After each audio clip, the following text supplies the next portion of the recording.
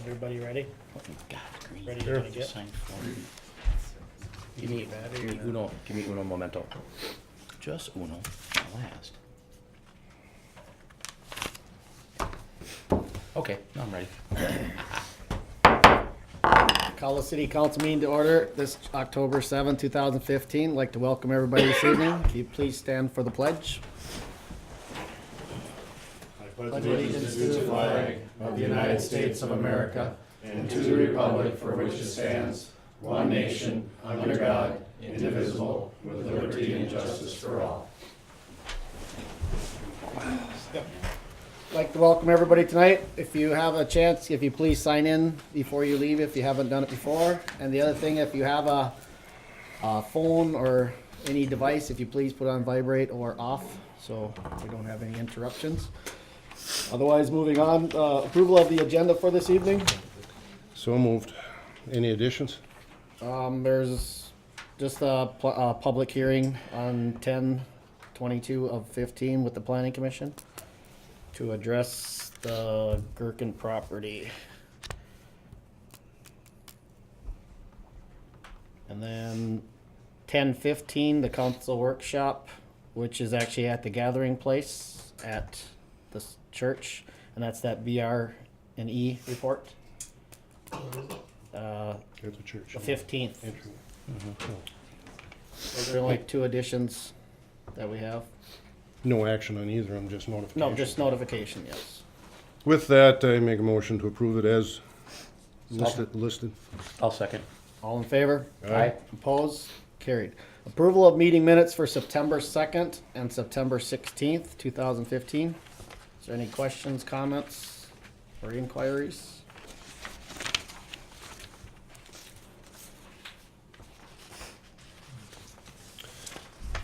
None seen, make a motion to approve. I'll second that. All in favor? Aye. Opposed? Carried. Approval of bills to be paid. Is there any bills on the questions on any of them? Mr. Mayor, I've got a check number 017118. Knife River, it says street mill and overlay. Where did we do some overlay? By the new trucking company, correct?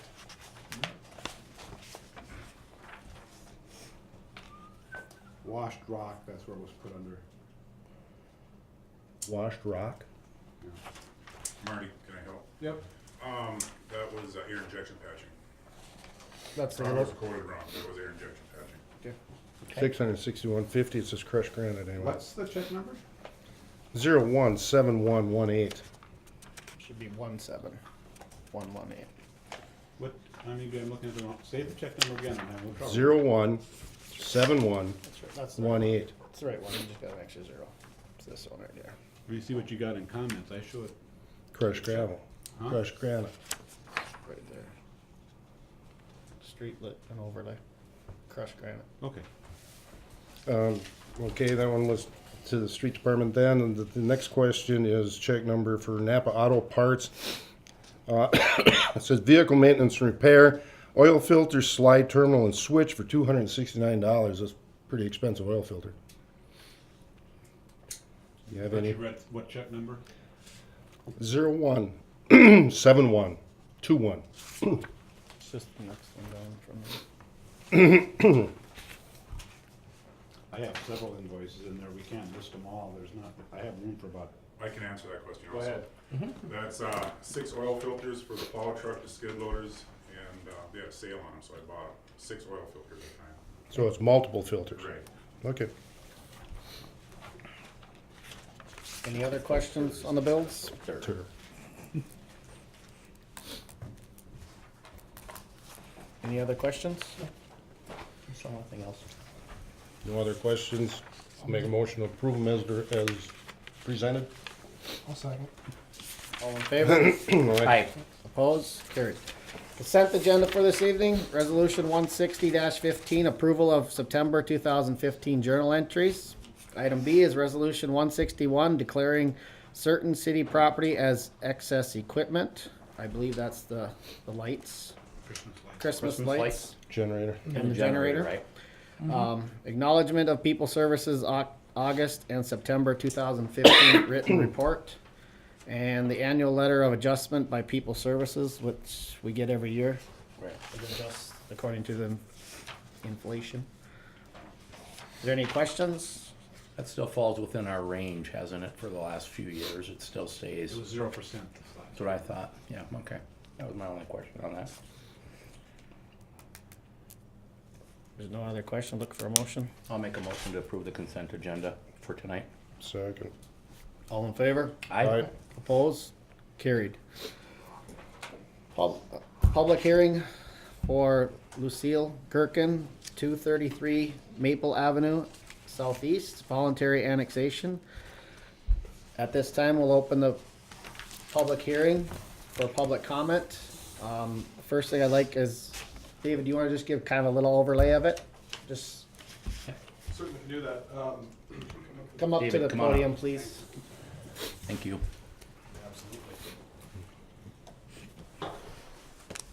Brief overview. This is the parcel located south of Maple Avenue. It's north of 23, one of the last few on that south side of town that's in need of annexation. Gherkins have some needs for city services down there, and that pushed the issue to join the city of Richmond.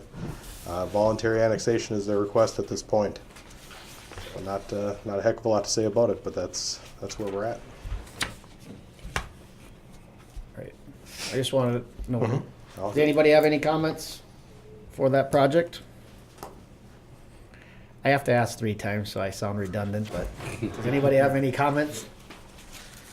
Mr. Mayor, just one question on this parcel. Is that coming in as industrial, residential, R1, R2? What? It's zone industrial. It's gonna be, Unless we change it, it's industrial. Property or? Right. All right. Good question, Pat. Any other comments? Any other comments? Any other comments? Seeing none, I will close the public hearing. Consideration of ordinance 2015-103, annexing the land at 233 Maple Avenue Southeast. since it's voluntary annexation by the property owner to us, I make a motion to pass the ordinance to annex that piece of property and go forward with the proposed sewer and water project. I'll second that. At this time, basically, I should probably take off the sewer and water project and just do the land first. Right. We'll talk about the rest of it. That's true. You'll have to do that. Any other discussion? Always all in favor? Aye. Opposed? Carried. All right, Maple Street sewer, now that we annexed it in, Maple Street sewer extension quotes. City Engineer David Blum. I'm back. I have a little bit more to say about this one than I did last. All right, at your early September meeting, you guys asked me to get some quotes and do a little bit of homework on a sewer and water extension for the newly annexed Gherkin property at 233 Maple Avenue. I've done that work and requested quotes from 5 area contractors, and got 3 quotes back. So in your, actually, I think it was emailed out yesterday, the tabulation of quotes, which I received Monday afternoon. And then I wrote a quick memo this evening that gives us a little summary on what we're doing here for our project.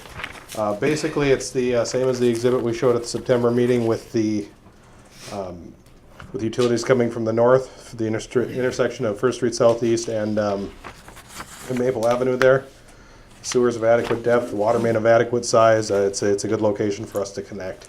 So at this point, our bids were Gherkin Brothers Construction was the low bidder with a total bid of $91,470, which is a little lower than my estimate, as you'll notice on that engineer's estimate there.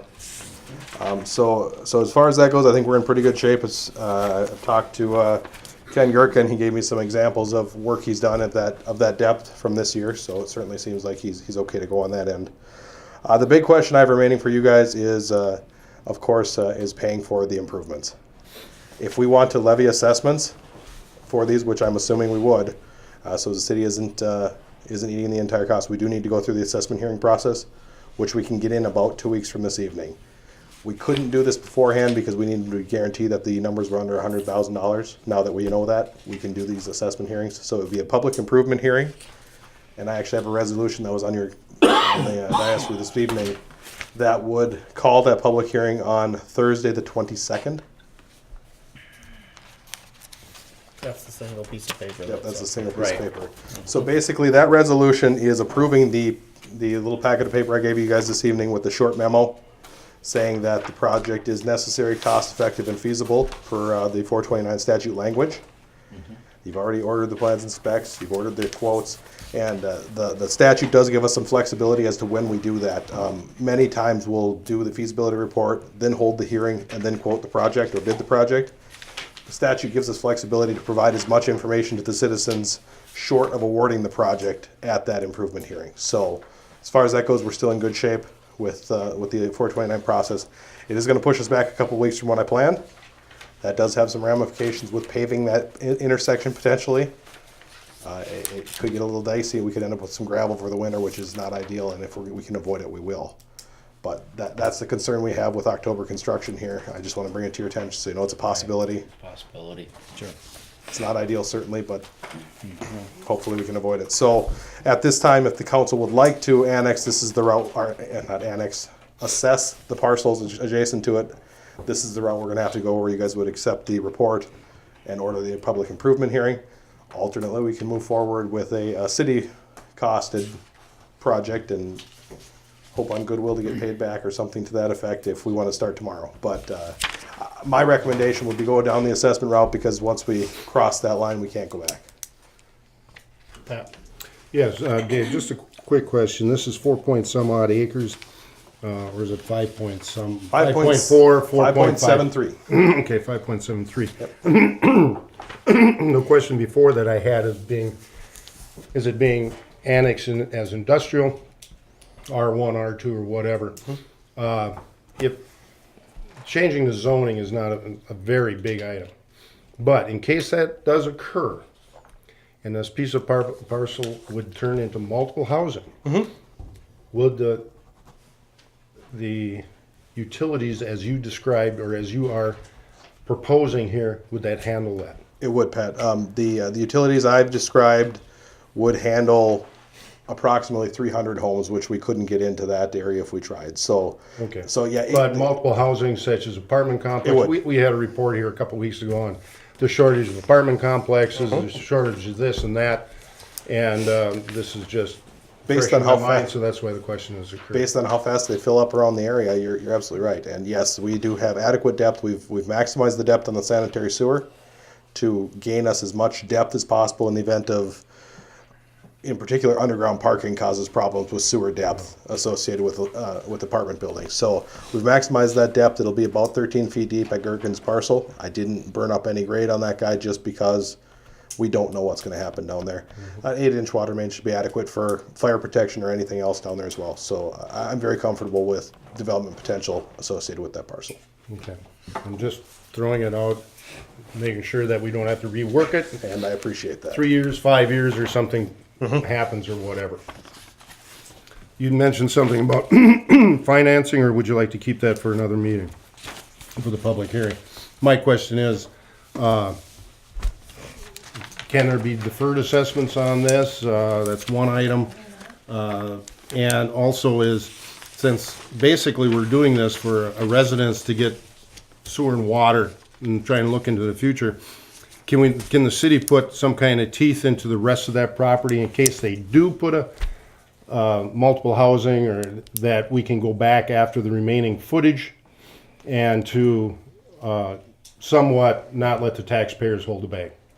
Very fair questions, and the answer to almost all of them is yes. We do have options with deferred assessments. The 429 process does allow us to do that for a period of up to 30 years. There are other ways we can assess the parcel, but they don't actually get recorded against the parcel, and they tend to get forgotten. Trunk fees and those sort of things. So I'd like to avoid those if we can. I'd like to see something that goes on a tax roll. So I'm not around. Anybody that remembers on the council isn't around. We don't forget it. It's there. The city gets that money back in that deferred assessment. This sewer that's taking place, it's going into the middle of Maple and does that sewer go to the main plant, or does that go to the lift station first and then go down? It heads east a block to nature, north, and then it's gravity to the plant. So basically it goes east a block to nature. Then north to Main Street. Okay, so it is using the lift station. Does that use the lift station, Gordy? Yes. That one would, okay. Okay. With that said there, that we should check back in our records, back in 1992 when that lift station was put in, if there's any assessments from that lift station will be added onto this project prior to any type of assessment. It's certainly something we'll look into before that assessment It's hearing. recorded. If it's recorded. Because that lift station was supposed to take on about 140 acres. An awful lot more than it does right now. Right. Yep. And not that, again, that the taxpayer ends up holding the bag on something that happened, 20-some years ago. Yep. A lot of those questions can be addressed at the public hearing. That's why I asked about financials, if it wouldn't be addressed now or at that meeting. We have a resolution on our dais to, if we want to go ahead with receiving the feasibility report and calling a public hearing on the improvements to be set for that October 22nd meeting with the planning commission as well, to kind of do both at one time and to speed up the process so they can dig. You could title that resolution 163-15. 163, -15. with all that said, I would think we should be going ahead with this. And with that, I make a motion to set up the public hearing for the set time and date. And I'll second that. Okay. So it's resolution 163-15, calling a public hearing for the Gherkin property. You got a question? That's the one I mentioned at the beginning of the meeting. Yep. Just one comment. You have the public hearing at 6:30. The planning commission meeting starts at 6. Oh, really? Make that 6. So it's at 6 p.m., not 6:30. The planning commission could have waited for us. Entirely That's up to fine. you. We'll just go at 6 p.m. That's fine. Just bringing it to your attention. That's great that you caught it. You have a motion and a second. All in favor? All right. Opposed? Carried. We'll have a public hearing on the 22nd at 6 p.m. Sounds good. You have I'll any- work with Marty on notices. Thank you. Thanks. Absolutely. Moving on, consideration of resolution 162-15, approving conditional use and interim use permit. Josh, did you want to handle it, or do you summarize planning commission's recommendation? Can let you sum it up. I guess there's not much to it, so. Planning commission conducted a public hearing on an interim use and conditional use permit the city received from Tim Bacchus. I believe that was in your packet.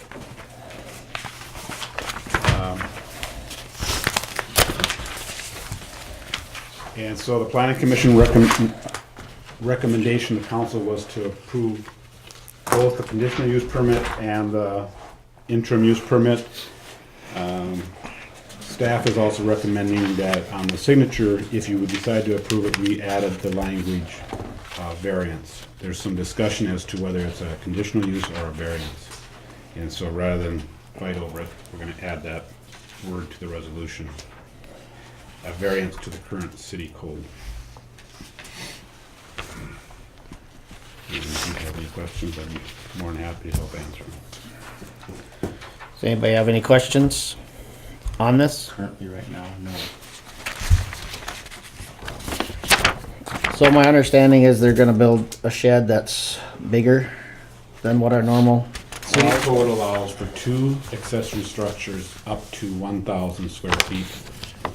This variance request is for 1 structure to 2,000 square feet. Okay. The interim use is to, apparently, the developers here, and Mr. Mayor, it's your discretion if you want to let them talk, but my understanding is the developer, or the buyer and builder would be coming from out of state, and he would want to put his shed up first.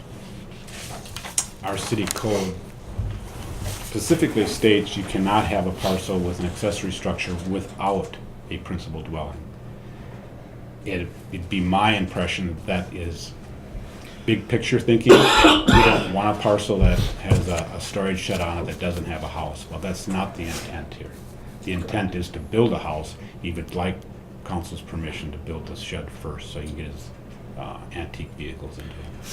So my understanding would be this, if a resident has a particular piece of property and they want to go ahead and put up 2 buildings that are 1,000 square feet, that would be okay.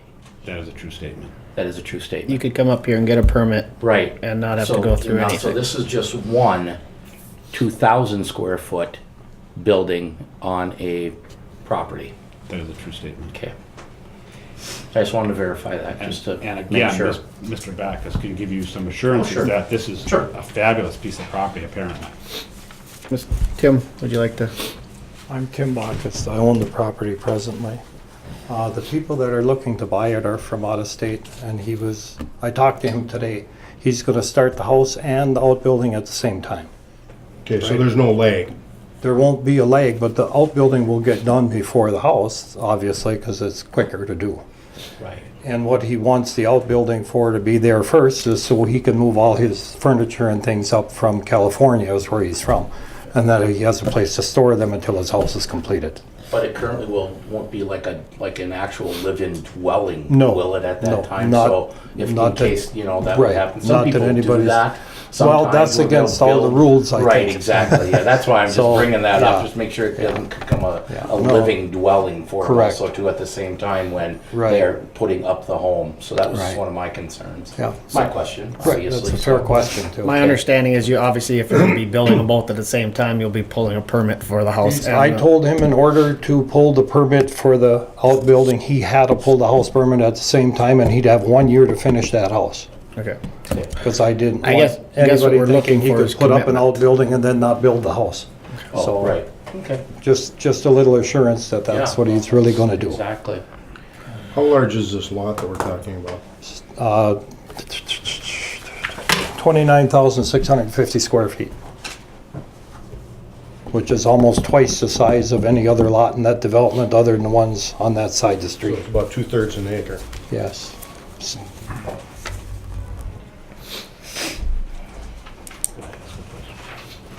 And he's actually looking at now 1,792 square feet of outbuilding, rather than 2,000. His house keeps getting bigger and he doesn't want to spend money on the outbuilding. He's a little over 2,900 square feet on the house now, but it's not completely drawn yet. Okay. And every time I get back with him, it gets bigger. The thing is, this is just saying as big as it can go. This is giving you the top end. It doesn't mean that it can't be built smaller. Exactly right. Correct. Right. Right. Okay, so we are looking at a maximum of 2,000 square foot That would outbuilding. be maximum, yes.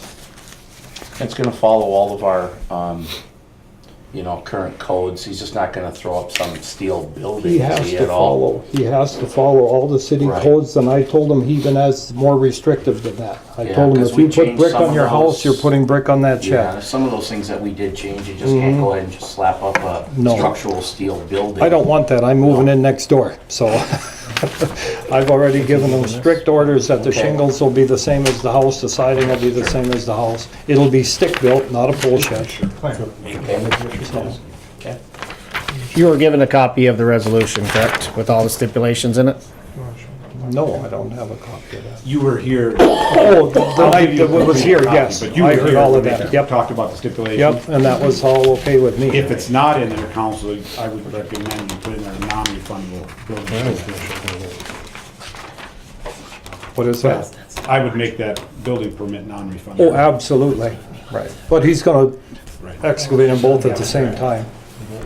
Cut 16 square feet off to go.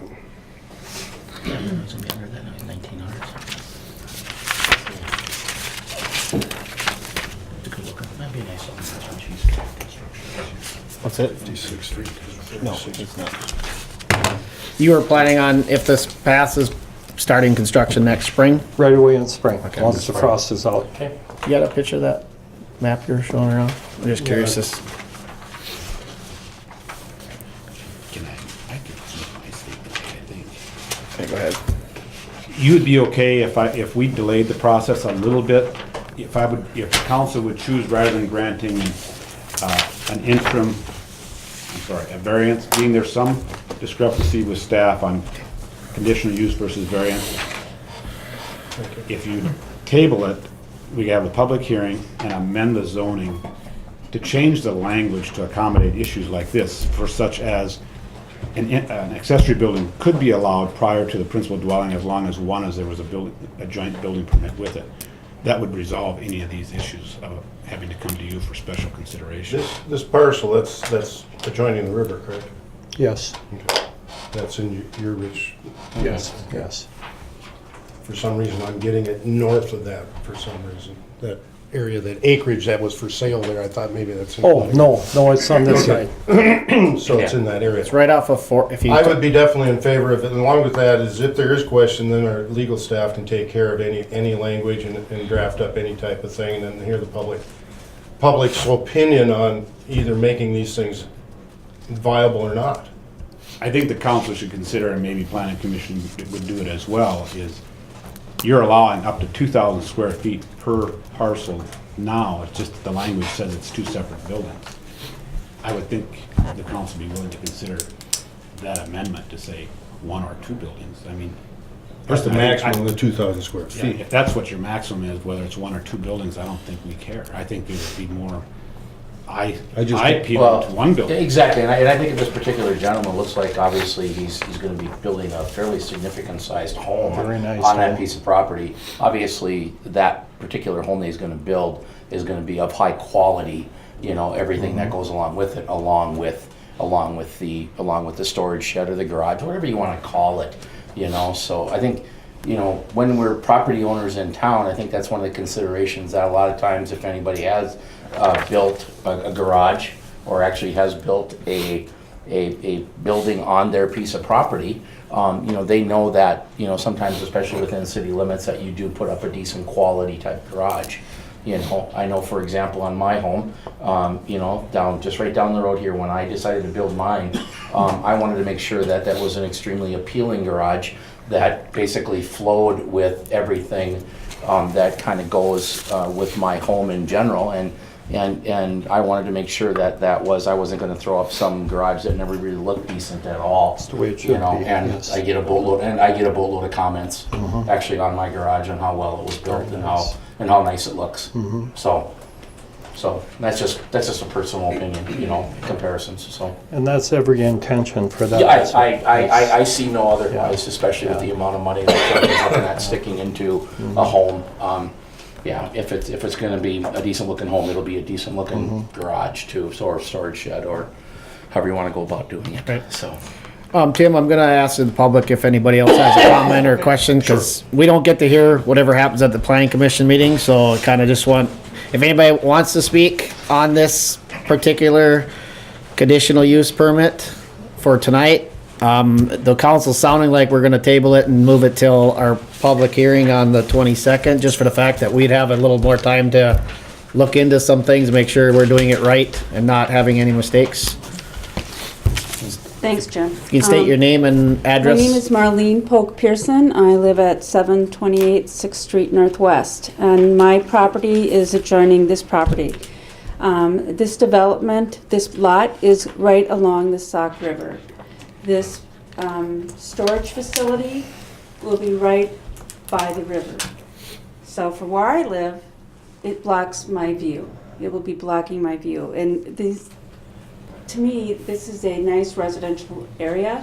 This is not light industrial, and having a storage facility of this size and magnitude is not something that I would picture someone would have on a small city lot along the river in a residential area. To me, it just does not belong there. It does not fit. You talked about your garage, making sure it fit with the neighborhood. This does not fit with the neighborhood. This man, I met this man that's going to build this, and my concern is, I'm a registered nurse. He is older. He is not in very good health. What's going to happen when something happens to him? And this property is built like this. Is the next owner that buys this property going to turn this storage facility into additional living space for their summer guests. You know, I mean, it's just so many things it could be, but I just don't think it belongs in this neighborhood. It belongs somewhere where there's acreage. He's not interested in the river, so I wonder why does he even want to build on the river? To me, he should be building somewhere where there's more land, and I'm not even sure in the end what kind of environmental impact it has if there was a problem in the storage facility where fuel from all these cars that he's planning on storing in there that he's collecting is going to, you know, a fire or something. I don't know. What does that do to the Sauk River and being right there so close? I don't know. These are just some of the concerns that I have as a resident who lives right next door to the property. All right, thank you. Thank you very much. Like I said earlier, none of us have walked down there or driven by there to see the actual property and kind of get an idea of even what it looks like. That's why we're asking the questions. This is the first time it came to the council. Other than Josh, the rest of us haven't had a real opportunity. Go ahead. Name and address, please. Dean Pearson, I also live at 728 6th Street Northwest, and I'm here just representing the entire development. When the Planning Commission had their meeting, we did submit documentation from all the homeowners.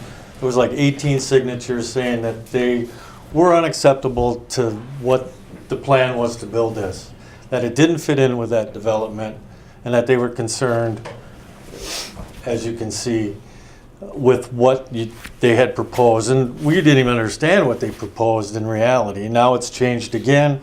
Now it's smaller, it was bigger, it was 2,400 square feet, now it's 1,700 square feet. And he's assuring everyone that he is going to build the house. Typically, like everyone knows, you build the house. He doesn't want to come here if he can't have this storage shed. That's the bottom line. We have 22 homes built in there right now in that development. 20 of them do not want to have this done. And it's not that they don't want to have development done in that area. We'd love to have homes put in there. There's one being built just down the street on 6th Street or 7th Street right now. So there's a brand new home that just went in, that's just being built. So that adds value to everyone's home.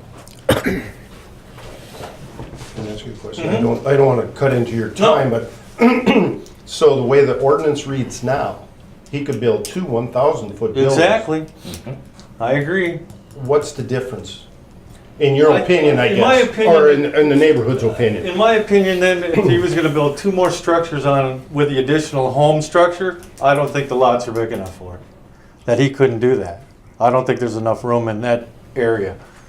Well, he would only have to stay 10 feet away from each other. So if there's additional 10 feet, he could put one, and then 10 feet later, he could put another one. Right. Exactly. I mean, So I'm just saying is, if there's enough for, I'm not arguing either way. I'm just wondering what the difference is.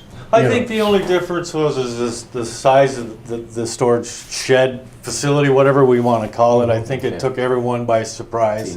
You know what I mean? Storage sheds are 10 by 12 in that development. We keep our lawnmowers and our other stuff in there. This is a storage facility. He wants to store cars. It's as simple as that.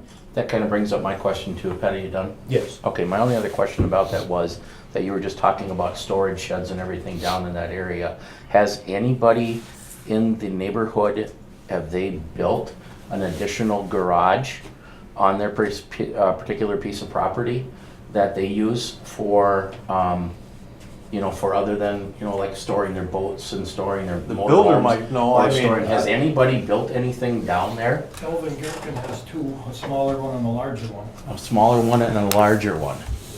Okay. There's one right on County Road 23. And the one on what? Right on County Road 23. Right on County Road 23, Oh, that yeah, one, the that one was right one on of the the ones corner. that I was thinking of, yes. He has a Okay. larger one. And I don't know if he applied for a variance or what. I don't know. If it's underneath that 1,000 square It's underneath feet, that we don't know. 1,000. It could just be a building Yeah. permit. Okay, all right, no, I was just kind of, that in consideration of what might else be Again, down in that's, your neighborhood. if we're talking about that one, it's like tucked up, way up high, right off 23. Right. Where it's not directly visible to anyone in that development, other than that homeowner. Exactly, yeah. And so, putting in a home is great. Like I said, developing this property is great.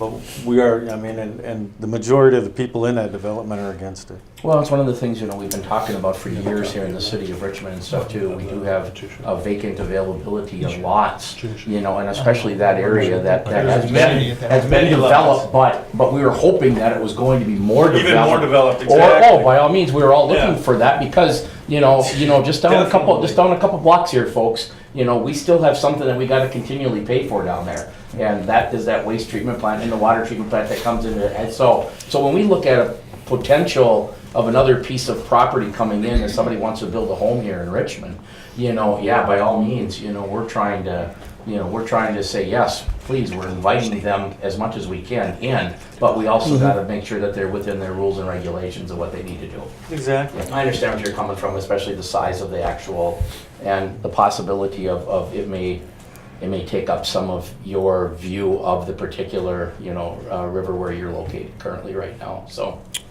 okay. Thank you. Thank you. Did that, you said there was a petition or something like this that was handed to the Planning Commission. planning commission? Is that on file? we took it to the city Yeah, we did. office All right. with the sign. Okay. All right. I was just, Yep. since planning commission makes a recommendation to us, we don't always see all the paperwork. Exactly, that's what I figured. Anybody else? Jake? I'm Jake McClellan, 735 6th Street Northwest. And just listening in, I did get a chance to attend the Planning Commission meeting.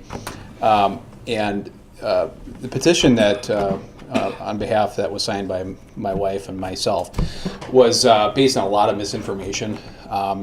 It was a storage facility with a basement and potentially a house maybe built down the road another day, another year, another time. After listening to the Planning Commission and hearing the plan laid out, it sounds like it's going to be a tasteful building, a tasteful shed. I live across the street from Will Hopper, who has a very large and significant storage facility that's masked by his home. And what the plan sounds by Mr. Backus here, I mean, I fully support development. By the match, how things are going to match and how things are going to look. I mean, I think if you ran that petition again after giving the right information out, I guarantee you won't have nearly as many people upset about it because they have the right information of what the building's going to look like. Right. So, Okay, thank you very much. In light of all that's come out both for and against it, I definitely think that we should have, and I hear figures. I seen something go flying around, it was 2016, now it's under 2,000, or can we have a definite footage of how big this thing's gonna be? I see the outside plan, Josh had that from the Planning Commission, but is the developer or the builder going to come up with an official one without changing it before different meetings? I can't do that, Pat, because he's working with an architect down in California. Okay. The only But I mean, can you have that to us prior to this 22nd I meeting? think it's exceeding I don't know what your that I ordinance is can. requiring. I don't know that I can. That's why we had asked for 2,000 square feet or less. Got it. I know it's gonna be less, but 2,000 square feet would meet within the parameters of 2,000 square foot. So if I'm allowed 2,000 Because- square feet Okay, or less, one building would obviously, in my mind, look better. because the first thing that they hit me with was 2,400 square feet, then it was 2,100 square feet. Now we're saying under 2,000 square feet. It I guess we always- wait a week, it could be 1,000 square feet. Well, it always was 2,400, and we changed it to under 2 because Okay. we read the Because of the two- regulations. And we really haven't changed it other than that. Other than what I told you today, was he thinks now he's gonna make that 1,790 And his home some square bigger. feet, a little bit smaller. Sell some of his Great. toys. And there's actually, Bigger, you don't want to spend the money. and there's actually not a footprint of where things were going as far as the house could be in the front or the back or whatever. There's really no footprint of showing exactly where things The were house gonna will go. definitely be in the front. I told him that already. There is no shed in front of the house. But I mean, in that property, there's room to go both ways. To go you could put the house in the back and put the garage kind of in the front. Obviously, your way was better looking than, I mean, I seen the print a little bit. The house will Um, definitely be in the front. City code won't allow a shed Right. in the front. No, it will I not. think most of the rules, other than can we do this, fall into your regular regulations are pretty good. And everything's pretty well covered in there, that he's not gonna be able to do something that's gonna be ugly. You have that all covered pretty well in your regular rules and your regulations. Pat, do you, Thank you, Tim. Thanks. Pat, do you have a suggestion or not? Well, I suggest we definitely table it and get some legal advice, It which might way be to better proceed on. if the council's willing, we can do an ordinance, change the ordinance so he doesn't have to do the permit no matter what. Would just, sounds to me that just a little bit of language needs to be tweaked in the ordinance. I mean, if you're gonna allow 2,000 square feet storage, whether it's one or two buildings, it sounds like you're not concerned about whether it's one or two. So we need to just change that ordinance. With that That said, requires a also, public hearing. is that going to, since you're not going to break ground until spring anyway, correct? Is that, okay. So it really is not holding you back. No, other than he doesn't wanna buy it until he knows he can do what he needs to do. Right, I understand. exactly. Is there any other comments from the audience? Anybody else would like to speak? Well, I'm just asking, because otherwise we're gonna, I think Pat made a suggestion that we table this until the 22nd, so we have a little better chance to, you know, I either. don't know if I can get the public hearing for a zoning change done by 22nd, I'll let you know. We can do the public hearing for the Maple Street water sewer extension by the 22nd, but I don't know if I can get this one in there. I'll let you know.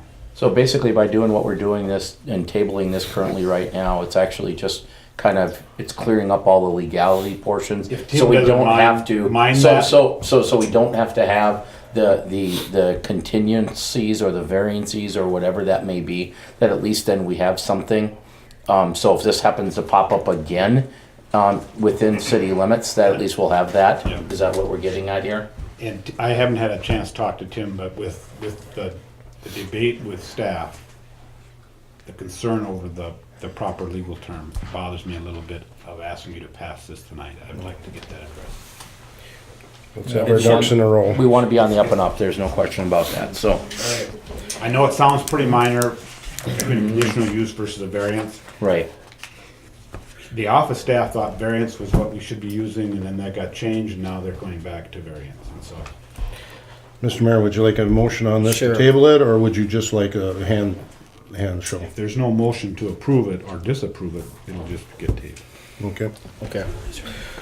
We're gonna table this for, is there any other comments? Otherwise, we're gonna table this until the 22nd, or if we need to have a public hearing, it'll be posted for the next, most likely the November meeting. If it has to be a public hearing, we'll wait till the November council meeting. If we can push it, and so if we could get to the 22nd, I think that'd be extremely helpful, because at least that gives Mr. Bacchus an opportunity to be able to get in touch with the gentleman and let him know exactly where we stand with everything, so he could look at, you know, closing up his deal on his end if he needs to, so.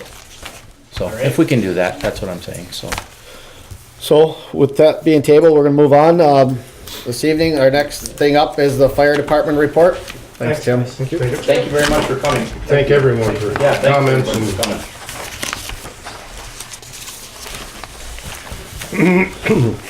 Good evening, everyone.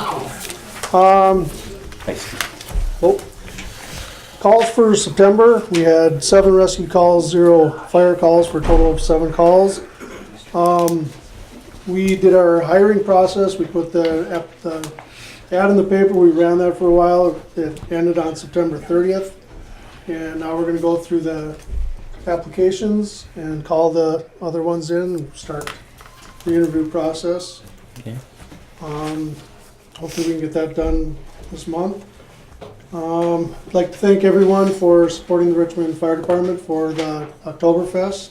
I think we had a pretty good turnout for that. It was a good night. And then a short meeting here. The last one I have on here is on October 31st from 6 o'clock to 9 o'clock. We're going to have a Halloween trick-or-treating at the fire hall here. So bring your kids up here for a little trick-or-treat. We've done that for the last 3 years now. This year, fourth year, so it's a good time. We have a lot of kids that come up here and enjoy it. That's all I have. Forgetting one item. What's that? What week is it? Oh, Fire prevention. Fire Prevention Week. Fire Prevention Week, so thanks, Jim. We had kindergarten classes come up today to tour the fire hall and stuff like that. On Friday, we are gonna pull in a safe house, and we're gonna bring that up to both the schools and running the kids through a safe house. Just teaching them, it starts out in the trailer that it has a kitchen set up where we can run through safety things in the kitchen as far as pots and pans, grease fires, fire extinguishers and stuff like that. And then there's a heater in there, and we go through the safety of that. Then we bring them into a bedroom in the back, and we do the safeties of that, like no candles, no smoking in bed, kind of a deal. And that actually is the neat part about it, because we can shut the doors, and the kids are all in there while we're going through it, and we can actually smoke that room out. So then the kids know that they have to get down and get low, and they do that. And once the kids all do that, then we pretty much clear it. So they have a good time with that. Thanks, Jim. Pat? Steve, just a couple questions. The past chief always gave us a report on the training too. I don't see that on here, what you have done in the past month. It's always kind of interesting to find out, so we can pass it on to other residents, what you have been doing. So just put that on the next one. The hiring of the 2 new members, is that going to bring you to 24 to 26? That'll bring us up to 24. Okay, were they retiring or resignations? One of each. One of each. Okay, thank you. There's one other thing with Fire Prevention Week. The other thing is to check your smoke detectors. That's what this week is meant for, to go through and make sure you check that the batteries are all good. So, just a reminder.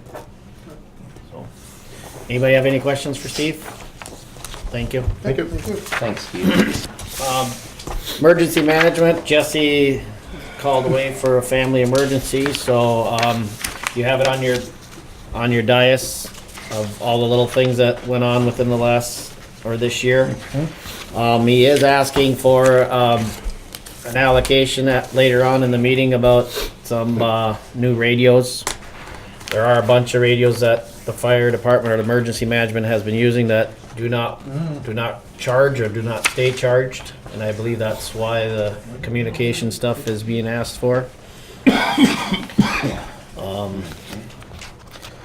I'm not gonna go through the whole thing, but he's giving you a couple quotes on different prices on different radios to be used. Otherwise, most of the time, the ones from the fire department are brought over to the other side. All right? That'll take care of the emergency management. Or did I miss anything? No, that's good. And for you, just a reminder is the first Wednesday of every month, you'll hear the sirens go off at around 1 o'clock.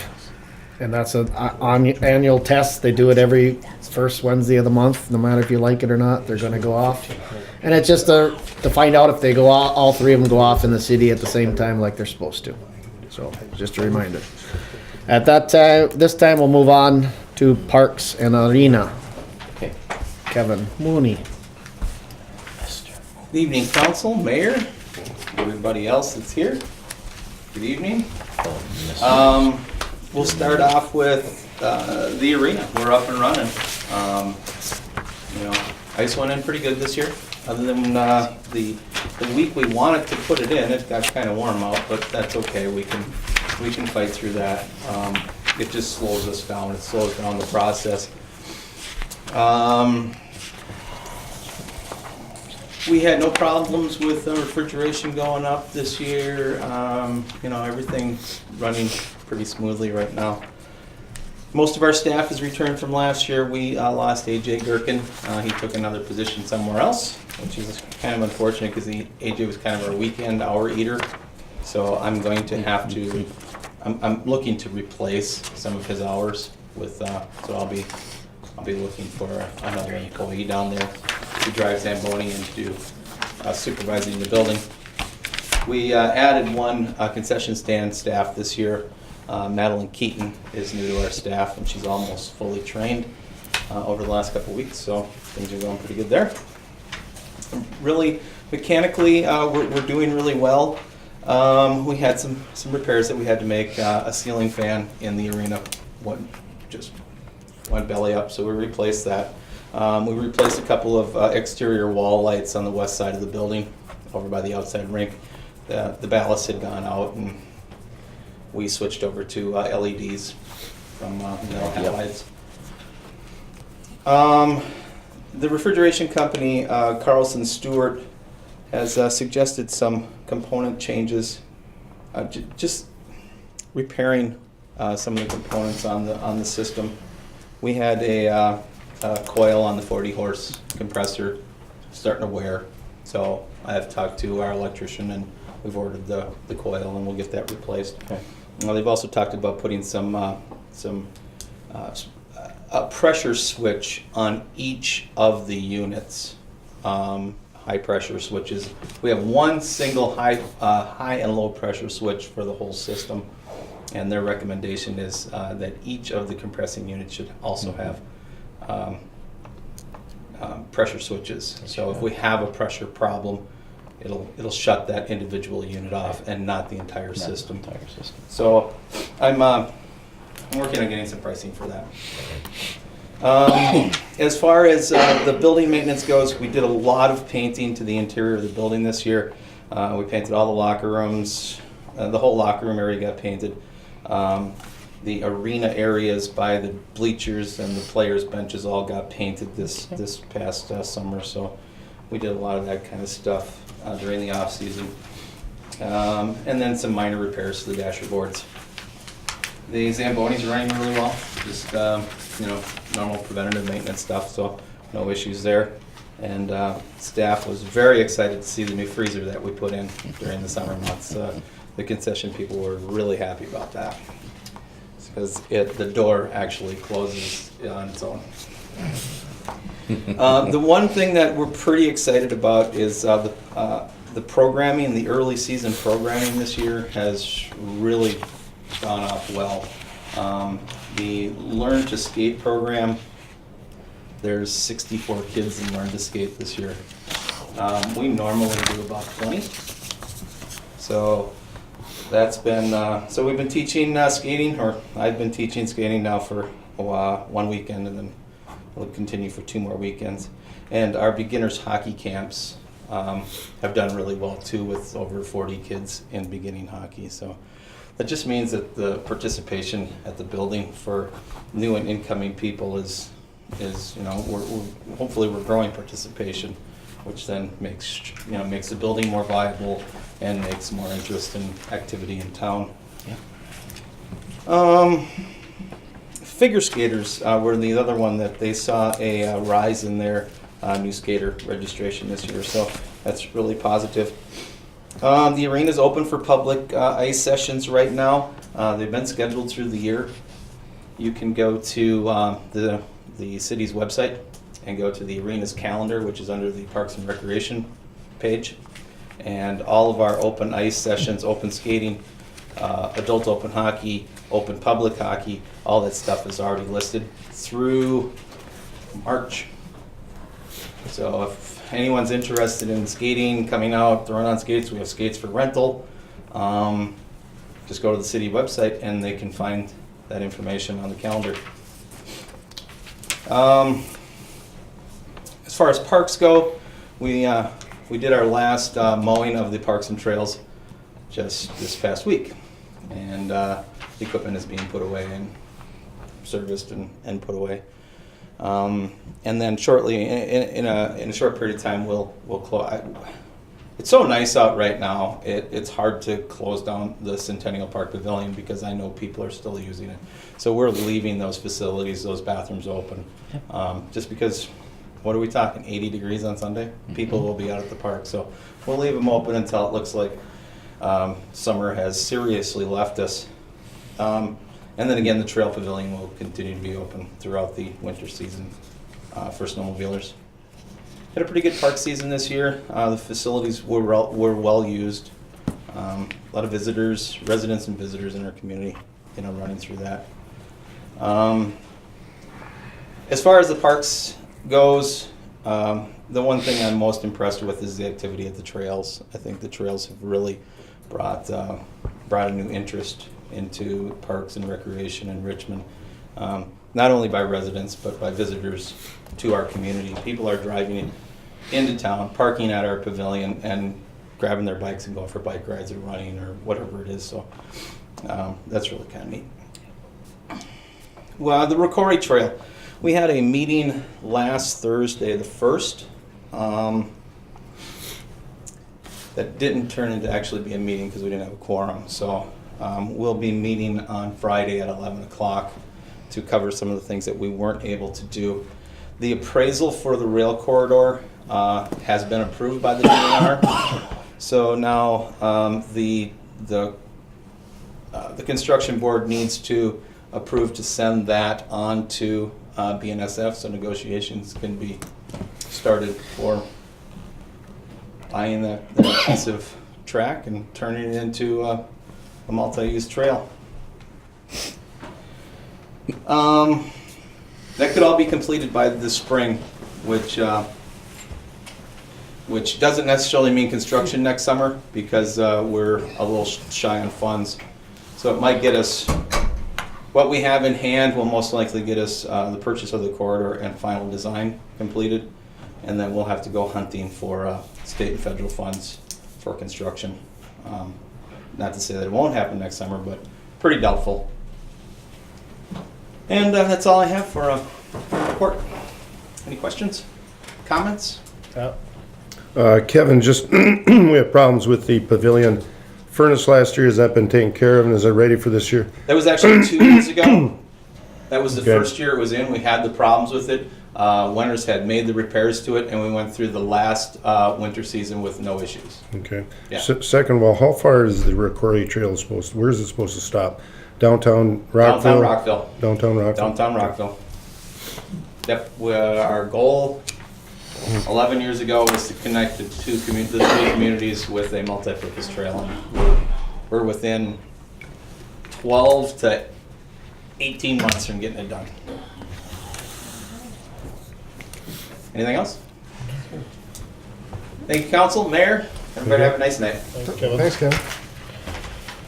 At this time, we'll move on to Public Works. Gordy Dingman. Good evening, gentlemen. Give us 1 second. You go ahead, Mike. Okay, thanks. You got it. Sorry, Kevin. There's nothing against you on that. Sorry. Kevin put the ice down, and now the leaves are falling. So that means we're starting in our fall schedule, fall working stuff. The things we have completed, the crack filling has been completed. They came to town about a month ago, finished that all up. Got everything done that we wanted accomplished. We got the arena parking lot completed also. Air injection, we've got that completed. That was a bill that Pat was talking about. We also, along with that crushed granite, we also had 260 gallons of oil we mixed with that material. That's kind of what we did. It's about a week and a half worth of work that we did on that. I put that stuff down. What happens is I did it kind of in the mornings when it was kind of cool out yet. In the afternoons it starts getting a little warmer, and then what happens is that material will stay softer longer and cars will track it. So that's kind of how we did that. Gate valves, we talked a while back. We had to repair some of the gate valves in the streets along with the manhole. The one on Main Street and Dutch, we cut that one out. Remember, there's a little bit of a bump there. Along with the county, they supplied the tar for that. And Chad and myself, we lowered that manhole and they tarred it. So they also supplied the tar for the gate valves on our street. So it was a kind of a joint deal we did there. Along with that, yet to do, we're gonna start sweeping streets. What I try to do is probably 3 times a week now with the leaves falling down. I try picking up the stuff alongside the curbs before it gets down into the catch basins.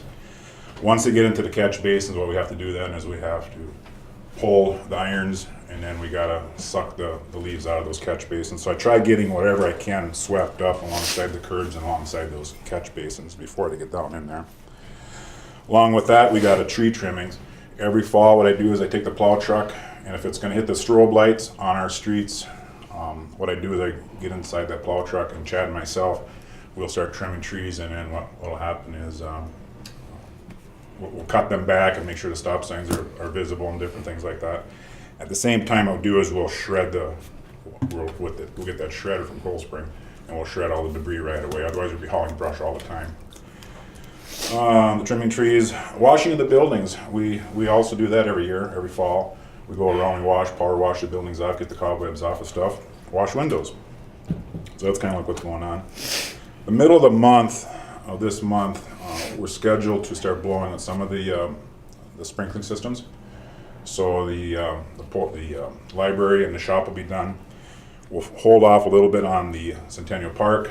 And the Royals Park, I think that'll be scheduled too within the next 2-3 weeks here. We'll blow that stuff all out.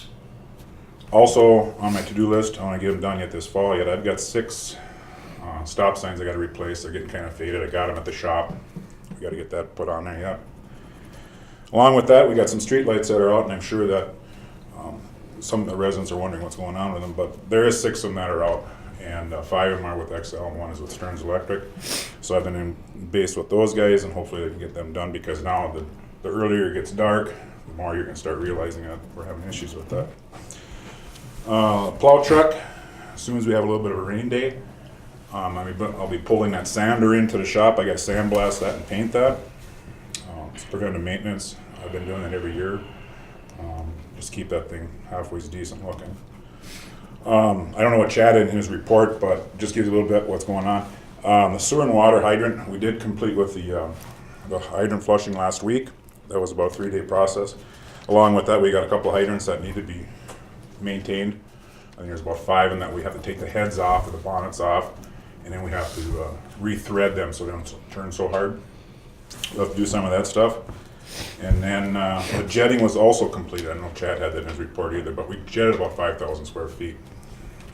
Lineal feet this year also. So those are some of the things that's going on. Some of the things that are coming up yet. It gets to be a little bit of a busy time this year when you make that switch over from picking up the leaves and trying to clean the catch basins, and all of a sudden you get the fall rains. Well, I want to get that stuff done before the fall rains come, because once it rains and that stuff gets washed down, then we'll have freezing, and then that stuff backs up. So that's kind of what's going on with the public works part of it. That's all I have, unless somebody has any questions. Pat? Don't forget, I believe we talked about this last year at this time of the year. I don't know if it only lasts 1 year. The lights on 23 and 71. At least 2 of them are flashing at 5 in the morning when I go through there. I know we have to rent a truck or something to get those replaced. I do strongly suggest we do all 4. Not that we do 2 of them this year and then 2 of them halfway through the year or something, and the cost of the... So please put that on to have that done as soon as possible, because actually, like you said, the time changes and people go to work earlier. Do you know the dates of the storm sewers flushing? The storm sewer flushing, that was about a month ago. I'd have to go back. No. When are you going to clean the catch basins? Don't know. Because there's people, are going to start raking their lawns. I had one person talk to me about when you flush the hydrants that you just let the water go down to the storm sewer, which is normal, but it backed up because we're full of leaves already. So I'm just wondering if we should be maybe doing it twice. So that's it. I have one other thing for you. Over on, I believe it be First Street South, over by the Near House Apartments. Mm-hmm. Did you ever put in a French drain in that area? Mm-hmm. Is there a reason why we didn't do that? I know at one time you had planned on putting one. We're planning on putting one in there, and then what happened is the next year, that was 2 years ago, we had water issues there. Last year we didn't have no water issues there. Well, a couple of neighbors in that area, Yep. the road's getting really bad because you can definitely see the road kind of slopes all to the middle of the block. Right. We were going to do that. Remember, you guys remember we took the golf carts and we did a road trip, and we went around looking. We talked about it, but that road is also questioning whether or not we're going to put on our 2018 project. At that time, be sewer and water, or storm sewer in there. So then we didn't have the issue last year, so that was why it kind of like sat there. Okay. So. With that, maybe they can look at that possibly this year too, if we're going to rip that intersection up to get sewer and water. This is going to be one more block, Pat. No, One more block west. It should be a from Maple from Maple going south. west. Okay. Actually going back towards. But I mean, if we're, if that area gets dropped at all, some of that water is going to come back. Just for my sake, clarify where you said, initially you said First Street and Maple, or First Street Well, and one block this way? It's actually from the Maple intersection. It'd be from where the apartments are coming back to the west. There's three homes in there, and the one home you're talking about is a third home. So what we have to do is we gotta go from the intersection here, past the apartments. It'll be the second home from this street here, so it's actually, the low spot is where it goes into it goes into Royals Park. That's where the low spot is. The road going into Royals Park. It isn't up on the corner where the apartment is. It's where it goes into Royals Park. But I just mean, I had a couple of comments this week that people that live in that area, even when we had our night out with the police officers, when we were down in that area, a couple of them brought that up, that never got done. The tile got put there one day, a couple of years ago, and all of a sudden it disappeared because we changed your mind and didn't do it. And they just kind of asked why it never got done, and I believe it never got done because we didn't have nobody to put it in. Correct. If you want it in, you say, give the word, and we'll put it in, unless you want to wait and see what we do with 2018. You want it in, we'll put it in. We talked about it on the golf cart deal. We sat there and we talked about it. The thing is, it cost, what, about $1,000, I think, to put one in? More, maybe, yeah. Somewhere in that. Almost $2,000. The thing is, you don't lose out on anything, because if you do the project, you can always pull it back out and reuse the pipe somewhere else in the cover. It's not like you're out. The only thing you're gonna be out is the rock that you put on the bottom. You want it in, we'll put it in.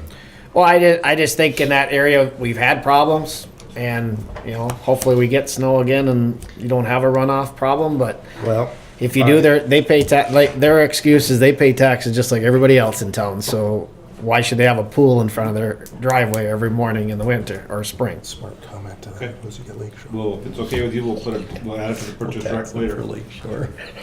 Well, I guess I don't have any problem doing it because we don't know what's gonna go in 2018, if that project is even gonna go. yeah. It's true. And I did make the comment to one of them that maybe we'll have to charge them for a lakeshore property in the spring go. instead of whatever, but she didn't think that was very funny, so. I mean, I would like to see it done. I mean, we talked about it. I know we approved it a couple years ago, and I'd still like to see it be done. Like Pat said, if we do it 2018, we don't know if it's we don't gonna know go what's or gonna not. happen anyway. Compost site, when are you shutting her down, Gordy? We're weather permitting. Weather. What's going to happen with the weather. Okay, yeah. It's in the deal as far as weather. Perfect. We, the way it's working out right now, it's working out perfectly fine Great. with those bunkers we have in there. It works out Uh-huh. great. It really is a nice setup. So are the people taking the bags out like they're supposed to, or are they? Absolutely. I've not had a bag. Okay. Just Good. Anybody else have any questions or Nope. requests? no. Thank you. Thanks, Gordy. Thanks, Gordy. Thanks, Corey. At this time, we'll move on to council committee reports. We'll start with the EDA, Mike and Pat. Mr. Mayor, we had a very good, interesting EDA meeting, starting off with solar energy, kind of looking at that part yet. We've been working on that for almost 8 to 10 months. We've got to kind of narrow down to a couple companies we'd like to work with, but now our main problem, our main stumbling block is property or land that adjoins the Excel energy territory, so we could look into that. That's one thing we're looking at, see if we can put in a solar garden of some type, just to see if we can save the city some money and some other residents also. Business subsidies are for your business fronts are still out there, the $1,500 grant, matching grant out there. We had one applicant for the revolving loan fund that we were working with. At the last minute, they pulled out. No problem on our end. They just decided to do other things. After the meeting, we had a couple days later, we had a housing study that we had paid for, which was quite interesting. If anybody wants a copy of that, I think Mike's copy probably that Marty still has or something. Oh, Marty was on vacation, excuse me. But that housing study was kind of interesting, saying what's really needed and not needed in the city, and they say commercial rental units, not low income, not subsidized, but just the commercial are what people feel. And what study came back is that we should be looking at somebody interested in either making patio homes, duplexes, sixplexes for something like this, where the people would rent that. They gave some examples of some smaller towns, such as, I believe, Bolus and Uppsala or something up there.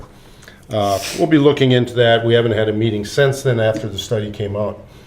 Reminder about the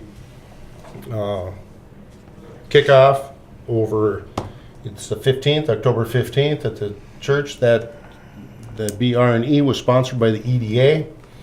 Also, some money came from the Central Minnesota Initiative Fund, but so that, come on out, find out what those people did in the study. They did a study of all local businesses to find out what is needed. So like, apparently there's some projects going already on some of the committees. So that's one of the items that some of the EDA money was invested in, that and the housing study. We were one of the first smaller cities, when I say smaller cities, under 2,500 people, that have done a housing study to find out what is really necessary or needed in the community. According to them, what they came up with, the subsidized homes are adequate in the area. So they're looking for the market rate type of apartment complexes. So we were busy, getting a lot done, trying to find out some direction of with the studies and the BNRE project and the different funding for the businesses that we have. All right, thanks, Pat. Any other questions for Pat or Mike? All right, thanks, Pat. We'll move on to Planning Commission. Josh? We had our meeting on Wednesday, September 23rd, and basically what we talked about that night was the same as what we talked about tonight, regarding the interim use permit and the conditional use permit at 748 4th Street Northwest, and had the developer in here talking about what was going to be done to the property, and that was essentially all we did. We made our recommendation to the council. Our next meeting is October 22nd, which will be a joint meeting with the council at 6 o'clock. All right, thanks, Josh. Any questions for Josh? Nope. Tri-City Cable meeting will be October 14th at 5:30 at Ricori Library. Josh and I will attend, or try to attend again, and find out what's going on with the Tri-City Cable. We meet every 3 months, so. All right, moving on, council action for tonight. We have two things actually on it. One is the Motorola for the radios for emergency management, which is an optional item. And then the other one was the French drain, which we talked about a little earlier, and Marty added that. It'd be about somewhere in that 15 to $2,000 figure. Unless he has some of the pieces around it, but that's the dollar value. One of the radios can be covered out of this year's operating, and the second one will come out of savings, their savings. Mr. Mayor, you think it's wise to act on it now or until Jesse can come and give us some? I've got a couple of questions. Are these interchangeable with the fire department? Are they only on 800 megahertz by themselves? Is only one frequency? I mean, For the dollar we're spending, if I think they can afford to wait 2 more weeks That's till what our I'm next saying. council meeting, Right. and then we'll just do it at that time. I still think the French drain part should probably get moved forward if they're gonna put it I in. think we should possibly move forward with that for the simple reasons the weather's not gonna hold. Yeah. We all know the snow does come. And, So remove the radio part of it, and then let's just act upon the French drain. I make a motion to approve the French drain to be done this year yet. Maximum cost $2,500. I will second that. Any discussion? No. All in favor? Aye. Opposed? Carried. Other matters for this evening, the Stearns County Municipal Meeting will be held in St. Augusta on October 20th. All the council members are invited to that. You just gotta RSVP if you're gonna come or not. Please RSVP to me. Just let Marty know one way or the other. Is there anything else anybody else would like to add for this evening? Just a question, have they decided on the December Holiday event, is that on Friday or Thursday? It is Friday. It is gonna be Friday. It's Friday. Tremendous Day, Friday, December 4th. Is there a group heading that up, if anybody's interested? I think the Up chamber at- does it. Chamber The does. Chambers hanging? Council's responsible for hot dogs. Well, I know there's been different ideas brought up that they wanted to try. So if anybody's interested, get a hold of Patty, who's the president of the CNC, and she can help you, lead you direction. Anything else for this evening? What time is that meeting at on October 20th? 20th. Is that 6:30 lunch? It's, I'll get it. Yeah, As soon as I it's- get the invitation, I'll send it out. I believe it's 6:30 in St. Augusta. Anything else to add for tonight? Hearing nothing, meeting is adjourned.